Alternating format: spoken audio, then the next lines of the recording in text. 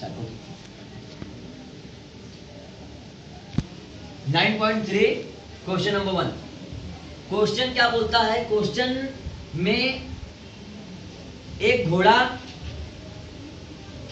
कितना जमीन, कितनी एरिया चरता है, वो हमको पूछ रहा है। तो घोड़े को जिस रस्सी में बांधा गया है उसकी लंबाई कितनी है? घोड़े को जिस रस्सी में बांधा गया लंबाई कितनी है उसकी? 10 मीटर लॉन्ग।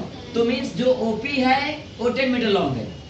अगर हम लोगों ने घोड़े को इस खंभे में बांधा है तो घोड़ा अगर आप यहाँ बांधते हैं तो पूरा घोड़ा 10 मीटर की लंबाई वाली एरिया चलेगा।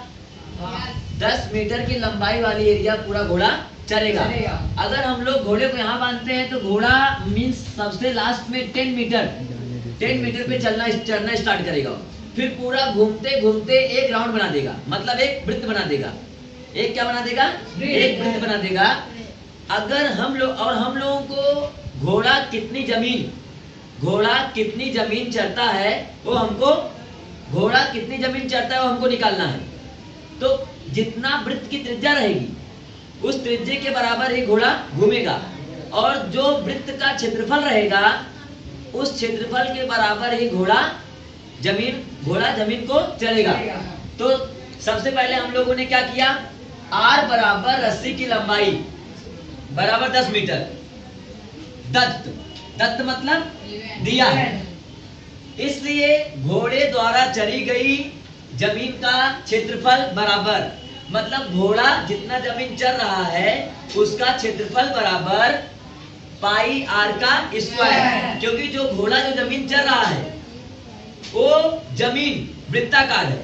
अगर हमको उस जमीन का क्षेत्रफल निकालना है, इसका मतलब हम लोगों को वृत्त का क्षेत्रफल निकालना पड़ेगा।